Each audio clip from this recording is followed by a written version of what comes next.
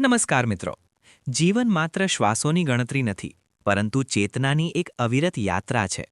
દર સવાર સૂર્ય માત્ર પ્રકાશ જ લાવે છે એવું નથી, પરંતુ તે આપણને આ પણ યાદ અપાવે છે કે અંધકાર ક્યારેય કાયમી હોતો નથી. બ્રહ્માંડ દરેક ક્ષણે આપણાથી સંવાદ કરે છે, ક્યારેક મૌન દ્વારા, ક્યારેક કોઈ નાનકડા સંકેત દ્વારા, અને ક્યારેક એવી અચાનક ઘટેલી ઘટનાથી જે આપણી વિચારધારાની દિશાને સંપૂર્ણ રીતે બદલી નાખે છે. પ્રશ્ન એ નથી કે પરિવર્તન ક્યારે આવશે. સાચો પ્રશ્ન એ છે કે શું આપણે અંદરથી એટલા તૈયાર છીએ કે તે પરિવર્તનને સ્વીકારી શકીએ? માણસ ઘણીવાર જવાબોને બહાર શોધે છે, જ્યારે સચ્ચા ઉકેલો અંદરથી જન્મ લે છે. જ્યારે વિચારો શાંત થાય છે, ત્યારે જ વિવેક જાગૃત થાય છે. ધૈર્ય એ એવો સેતુ છે જે આજની પીડાને આવતીકાલની સમજ સાથે જોડે છે. જે વ્યક્તિ સમયની રાહ જોતા શીખી જાય છે, તેના માટે સમય પોતે જ માર્ગ ખોલી આપે છે. જ્યોતિષ કહે છે કે કેટલાક સમયગાળા માત્ર પસાર થવા માટે નથી આવતા, પીઓ આત્માને ઝંઝોળવા, જૂના બંધનો તોડવા અને જીવનના નવા અધ્યાયો લખવા માટે આવે છે. આવા સમયમાં જીવન આપણને પડકારો નહીં, પરંતુ અવસરો આપે છે. ફક્ત તેમનું સ્વરૂપ થોડું કઠોર હોય છે. યાદ રાખજો, દરેક પડછડ સંકેત છે ઊભા થવાનો, દરેક વિરામ ઉડાનની તૈયારી છે.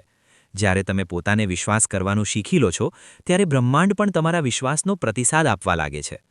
વર્ષ 2026 ખાસ કરીને મેષ રાશિના જાતકો માટે આવો જ એક પરિવર્તનકારી અને નિર્ણાયક સમયગાળો બનીને ઉભરી રહ્યો છે.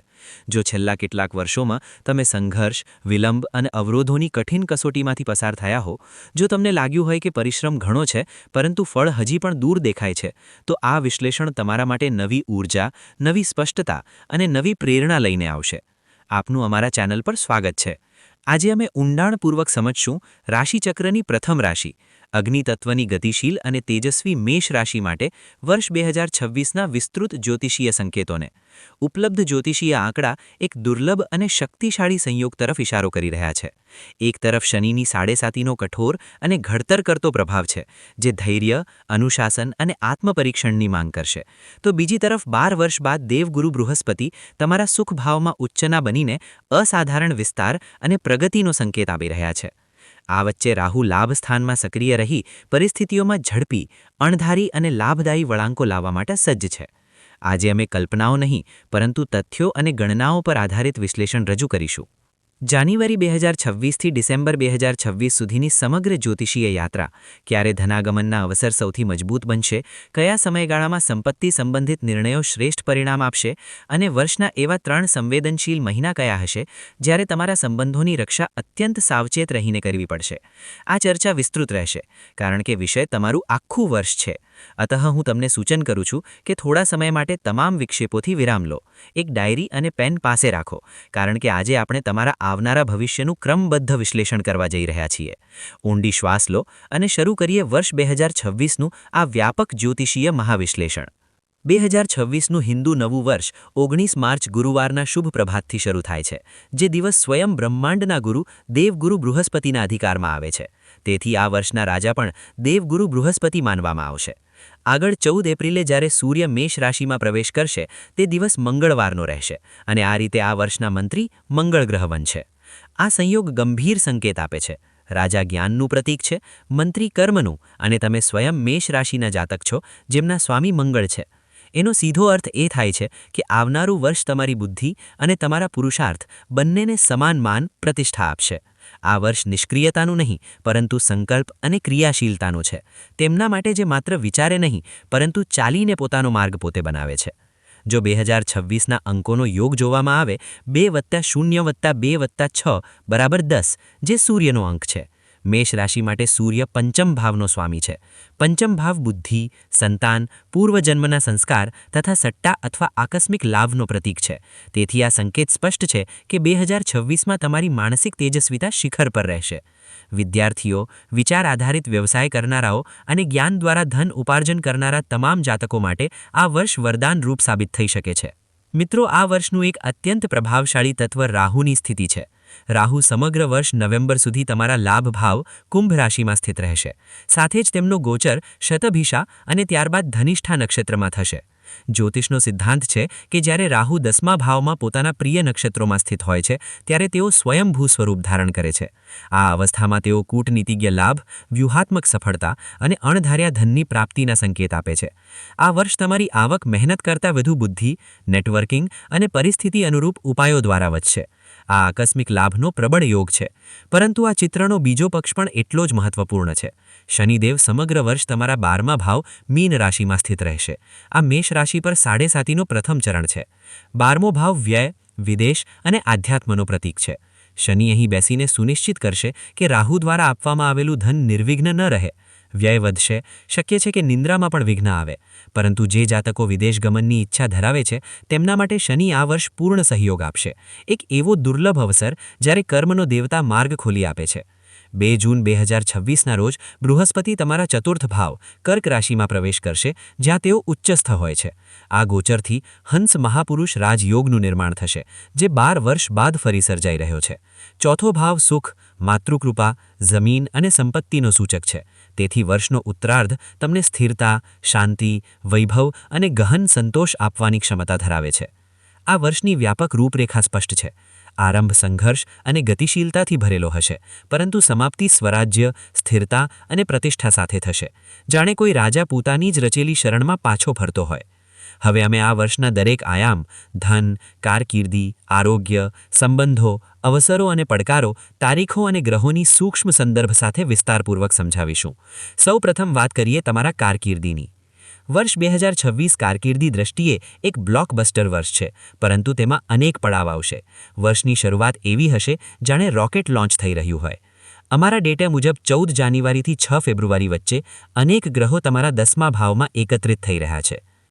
સૌથી મહત્વની વાત એ છે કે 15 જાન્યુઆરીએ તમારા રાશિ સ્વામી મંગળ 10મ ભાવમાં પ્રવેશ કરશે. મકર રાશિમાં મંગળ ઉચ્ચસ્થ ગણાય છે. અહીં એક શક્તિશાળી રૂચક મહાપુરુષ યોગ રચાઈ રહ્યો છે. મિત્રો, તેનો અર્થ શું થાય છે? જો તમે ગયા વર્ષથી પ્રમોશનની રાહ જોઈ રહ્યા હતા, તો જાન્યુઆરી-ફેબ્રુઆરીમાં તમને તે પત્ર ચોક્કસ મળી શકે છે. જો તમે નોકરી બદલવાની યોજના બનાવી રહ્યા હો, તો 14 જાન્યુઆરી બાદ રિઝ્યુમે મોકલવાનું શરૂ કરો. ઇન્ટરવ્યૂમાં તમારી અવાજમાં એવો આત્મવિશ્વાસ અને પ્રભાવ હશે કે સામે બેઠેલો વ્યક્તિ ના કહી શકશે નહીં. ખાસ કરીને જો તમે પોલીસ, આર્મી, એન્જિનિયરિંગ કે રમતગમત ક્ષેત્ર સાથે જોડાયેલા હો, તો આ સમય તમને સાચા અર્થમાં સ્ટાર બનાવી શકે છે. 27 જુલાઈથી 11 ડિસેમ્બર સુધી શનિ વક્રી રહેશે. વક્રી શનિ 12મા ભાવમાં સ્થિત છે. રાજકારણ અને કોર્પોરેટ ક્ષેત્રના લોકોને માટે આ સમયગાળો સોનાની તક સમાન છે, કારણ કે વક્રી ગ્રહ ચેષ્ટાબળ સાથે જૂના મુદ્દાઓનો ઉકેલ લાવે છે. જો કોઈ જૂનો કાનૂની કેસ કે ઓફિસની રાજનીતિ તમને લાંબા સમયથી પરેશાન કરતી હતી, તો જુલાઈ બાદ નિર્ણય તમારા પક્ષમાં આવી શકે છે. વર્ષના અંતમાં 5 ડિસેમ્બરે રાહુ 10મ ભાવમાં પ્રવેશ કરશે. 10મ ભાવમાં રહેલો રાહુ વ્યક્તિને અત્યંત કર્મનિષ્ઠ અને મહેનતુ બનાવી દે છે. તમારા અંદર દુનિયા જીતવાનો જુસ્સો જાગી ઉઠશે. તમે તમારા કારકિર્દી માટે બધું જ દાવ પર લગાવવા તૈયાર થશો. આ કારકિર્દીની ઊંચાઈ માટે ઉત્તમ છે, પરંતુ પરિવાર માટે થોડું કઠિન બની શકે છે. હવે આવીએ એ પ્રશ્ન પર જેની સૌને આતુરતા રહે છે: પૈસા. મેષ રાશિ માટે ડેટાનું વિશ્લેષણ કરતાં એક જ વાક્ય સામે આવે છે: પૈસા દરેક દિશામાંથી આવશે. ચાલો તેને સમજીએ. રાહુ 11મા ભાવમાં છે. 11મો ભાવ એટલે લાભ અને રાહુ એટલે અચાનક, છપ્પરફાડ લાભ. 13 ફેબ્રુઆરીથી 15 માર્ચ વચ્ચે સૂર્ય અને મંગળ 11મા ભાવમાં ગોચર કરશે.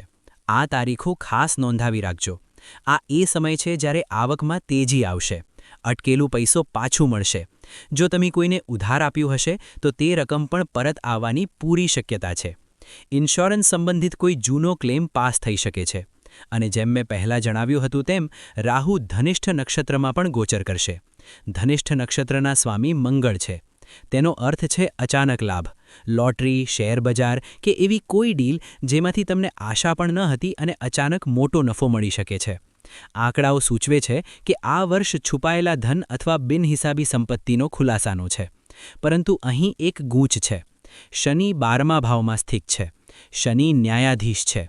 રાહુ ધન તો આપશે, પરંતુ જો તે ધન ખોટા રસ્તે કમાયું હશે, તો શનિ 12મા ભાવ દ્વારા અર્થાત કોર્ટ કચેરી કે નુકસાનના માર્ગે તે પાછું ખેંચી લેશે. તેથી 2026નું નાણાકીય મંત્ર છે ખૂડ કમાઓ પરંતુ નીતિ અને ઈમાનદારી સાથે. 2 જૂન પછી શું બદલાશે? જ્યારે 2 જૂને ગુરુ ચોથા ભાવમાં પ્રવેશ કરશે ત્યારે તેઓ પોતાની 9મી દૃષ્ટિથી 12મા ભાવને જોશે.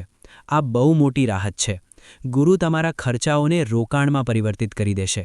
હવે તમારું ધન દવાઓ કે બિનજરૂરી વસ્તુઓમાં નહીં પરંતુ જમીન જાયદાદમાં ખર્ચાશે. હવે વાત કરીએ તમારા સપનાના ઘરની. શું 2026માં તમે પોતાનું ઘર લઈ શકશો? જવાબ છે હા, પરંતુ ક્યારે? આ જાણવું અત્યંત જરૂરી છે. નહીંતર નુકસાન થઈ શકે છે. સાવધાન. વર્ષની શરૂઆતમાં ખાસ કરીને 2 એપ્રિલ સુધી મંગળની દૃષ્ટિ તમારા ચોથા ભાવ પર રહેશે. આ સમયગાળો પ્રોપર્ટી ખરીદવા માટે બિલકુલ યોગ્ય નથી. આંકડાઓ સ્પષ્ટ કહે છે કે વિવાદનો જોખમ ખૂબ વધારે છે. આ સમયગાળામાં ડીલ કરશો તો દસ્તાવેજોમાં ખામીઓ, ભાઈઓ સાથે સંપત્તિ વિવાદ અથવા ઘરેલું કલેશ થઈ શકે છે. તેથી એપ્રિલ સુધી તમારા પૈસા રોકી રાખો. પરંતુ જેમ જ 2 જૂને ગુરુ કર્ક રાશિમાં પ્રવેશ કરશે અને હંસ મહાપુરુષ યોગ સક્રિય થશે, તે તમારા જીવનનો સૌથી શ્રેષ્ઠ સમય બની જશે. નવું ઘર બાંધવું હોય તો પાયા નાખવાનો આ શ્રેષ્ઠ સમય છે. લક્ઝરી વાહન ખરીદવું હોય તો જૂન પછી કરો. ઉચ્ચસ્થ ગુરુ માતાના આરોગ્યમાં પણ ચમત્કારિક સુધારો લાવશે. વર્ષની શરૂઆતમાં તણાવપૂર્ણ રહેલું ઘરનું વાતાવરણ જૂન પછી મંદિર જેવું શાંત અને પવિત્ર બની જશે. સંબંધોની વાત કરીએ તો 2026 એક રોલર કોસ્ટર જેવી યાત્રા છે. અહીં ખૂબ જ વ્યવહારુ બનવું પડશે. વર્ષનો સૌથી સંવેદનશીલ સમય 2 એપ્રિલથી 20 જૂન સુધીનો છે. આંકડાઓ મુજબ આ સમયગાળામાં મંગળ 12મા ભાવમાં રાહુના પ્રભાવ હેઠળ રહેશે અને ત્યાંથી તેમની 8મી દૃષ્ટિ 7મા ભાવ પર પડશે. જો તમે ઈચ્છો તો હું આગળના લગ્ન, સંબંધ, આરોગ્ય કે ઉપાયના ભાગને પણ આવી જ રીતે અનુવાદ કે સુધારેલી સ્ક્રિપ્ટમાં તૈયાર કરી આપી શકું. જ્યોતિષમાં તેણે પિશાચ યોગ જેવો પ્રભાવ માનવામાં આવે છે. જે લોકો વિવાહિત છે તેમના માટે આ સમય ગેરસમજનો છે. એક નાની વાત, એક નાનો વ્યક્તિ મોટું સ્વરૂપ લઈ શકે છે. ડેટામાં સ્પષ્ટ લખાયેલું છે કે તલાક અથવા અલગાવનો ખતરો વધુ છે. તેથી સલાહ એટલી જ છે કે આ સમય દરમિયાન જો ઝઘડો થાય તો શાંત રહો. કોઈપણ મોટો નિર્ણય જેમ કે ઘર છોડવું અથવા લીગલ નોટિસ મોકલવું 20 જૂન સુધી ટાળી દો. આ ગ્રહોની રમત છે જે જૂન પછી શાંત થઈ જશે. લવ લાઈફની વાત કરીએ તો કેતુ આખું વર્ષ તમારા 5મા ભાવમાં છે. કેતુ વિચ્છેદનો ગ્રહ છે. તમે તમારા પ્રેમી સાથે હોવા છતાં એકલા લાગશો. તમને લાગશે કે સામેવાળા તમને સમજી શકતો નથી. સારા સમાચાર એ છે કે 16 જાન્યુઆરીથી 2 એપ્રિલ વચ્ચે મંગળ 5મા ભાવને દ્રષ્ટિ આપશે. આ સમય તેમના માટે સારો છે જે લવ મેરેજનો પ્રસ્તાવ મૂકવા ઈચ્છે છે. મંગળ તમને હિંમત આપશે. જે લોકો સિંગલ છે, જો તમે લગ્ન માટે જોઈ રહ્યા હો તો 2 સપ્ટેમ્બરથી 3 ઓક્ટોબરનો સમય નોંધો. આ સમય દરમિયાન શુક્ર તમારા 7મા ભાવમાં પોતાની જ રાશિમાં રહેશે. આ લગ્ન પક્કા થવાનો સૌથી પ્રબળ યોગ છે. સાથે જ 2 જૂન પછી ગુરુની દ્રષ્ટિ પણ 7મા ઘરમાં પડશે, જે સંબંધોમાં પવિત્રતા અને સ્થિરતા લાવશે.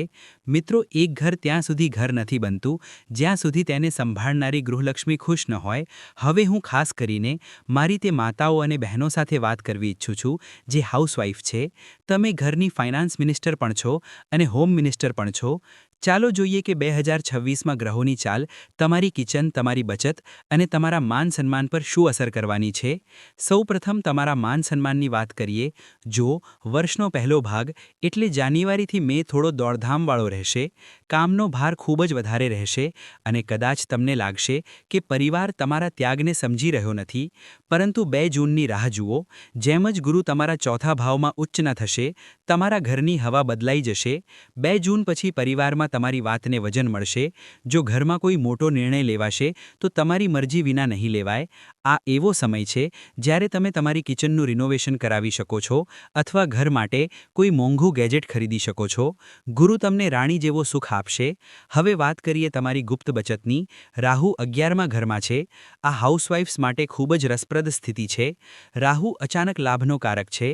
આ વર્ષે તમારી પર્સનલ સેવિંગ્સ, જેને આપણે સ્ત્રીધન અથવા ગુલ્લક કહીએ છીએ, તેમાં જબરજસ્ત વધારો થશે.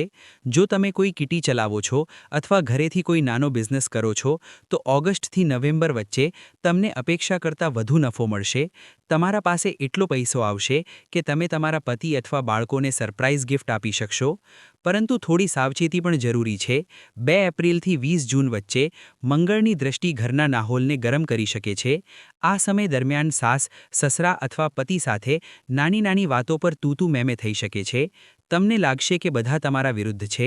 સલાહ એટલી જ છે કે આ 2.5 મહિનાના સમયગાળા દરમિયાન મૌનને તમારું હથિયાર બનાવો, વાદવિવાદ ન કરો. જૂન પછી બધા પોતે જ તમારી પ્રશંસા કરશે. અને સ્વાસ્થ્યનું પણ ધ્યાન રાખો. શનિ 12મા ભાવમાં છે. તેનો સીધો અસર તમારા પગ અને કમર પર પડશે. તમે આખો દિવસ ઊભા રહીને કામ કરો છો એટલે પગમાં દુખાવો અથવા વેરિકોઝ વેન્સની સમસ્યા થઈ શકે છે. વર્ષભર તમારી ઊંઘ સાથે કોઈ સમાધાન ન કરો. કામ જરૂરી છે, પરંતુ આરામ તેનાથી પણ વધુ જરૂરી છે. હવે વાત કરીએ સૌના સ્વાસ્થ્યની. જાન છે તો જહાન છે. મેષ રાશિવાળાઓ 7.5 ચાલી રહી છે. આ વાત ભૂલવી નહીં. કેતુ 5મા ભાવમાં છે અને લગ્નને જોઈ રહ્યા છે. કેતુ અજાણ્યો ભય આપે છે. તમને લાગશે કે તમને કોઈ મોટી બીમારી થઈ ગઈ છે, પરંતુ ટેસ્ટ બધા નોર્મલ આવશે. આ માનસિક ભ્રમ વધુ હશે. પેટ સાથે જોડાયેલી સમસ્યાઓ જેમ કે અપચો અથવા ઇન્ફેક્શન આખું વર્ષ પરેશાન કરી શકે છે. બીજી તરફ શનિ 12મા ભાવમાં છે, જે પગનો કારક છે. ખાસ કરીને 27 જુલાઈથી 11 ડિસેમ્બર વચ્ચે જ્યારે શનિ વક્રી રહેશે, ત્યારે તમારે તમારા પગો અને ઘૂંટણનું ખાસ ધ્યાન રાખવું પડશે. ઊંઘ ન આવવી એક મોટી સમસ્યા બની શકે છે. રાહતની વાત એ છે કે 14 એપ્રિલથી 15 મે વચ્ચે જ્યારે સૂર્ય તમારી રાશિમાં ઉચ્ચ ન રહેશે, ત્યારે તમારી ઇમ્યુનિટી બહુ જ ઉત્તમ રહેશે. તમે અંદરથી ખૂબ ઉર્જાવાન અનુભવશો. મિત્રો, આપણે ઘણી બધી વાતો કરી. આવો હવે આ સમગ્ર વિશ્લેષણનો સાર કાઢીએ, જેથી તમે કશું પણ ભૂલો નહીં. 2026ની કહાણી 3 લાઇનમાં આવી છે. શરૂઆતમાં કરિયરમાં બમ્પર સફળતા અને પૈસાની વરસાદ, મધ્યમાં એટલે એપ્રિલથી જૂન સુધી સંબંધો અને પ્રોપર્ટી માટે ડેન્જર ઝોન, અહીં સાવધાનીથી ચાલવું છે. અને અંતમાં જૂનથી ડિસેમ્બર સુધી ગુરુની કૃપા, ઘરનું સુખ અને જીવનમાં સ્થિરતા. કેટલીક ખૂબ જરૂરી તારીખો તમારી ડાયરીમાં લખી લો. 14 જાન્યુઆરીથી 6 ફેબ્રુઆરી કરિયરમાં વર્ષનો સૌથી બેસ્ટ સમય છે. 13 ફેબ્રુઆરીથી 15 માર્ચ પૈસાની આવકનો સૌથી મોટો સમય છે. 2 એપ્રિલથી 20 જૂન વોર્નિંગ પીરિયડ છે.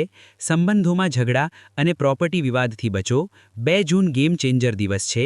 ગુરુનું ઉચ્ચમાં જવું, અહીંથી સુખના દિવસો શરૂ થાય છે. અને 27 જુલાઈથી 11 ડિસેમ્બર શનિ વક્રી રહેશે. આ વિદેશ યાત્રાના યોગ અને કોર્ટ કેસમાં જીતનો સમય છે. સૌથી મોટી સાવચેતી, આ વર્ષે રાહુ તમને લાલચ આપશે. એપ્રિલથી જૂન વચ્ચે જો કોઈ તમને રાતોરાત અમીર બનવાની સ્કીમ બતાવે તો દૂર રહેજો. શનિ 12મા ભાવમાં છે.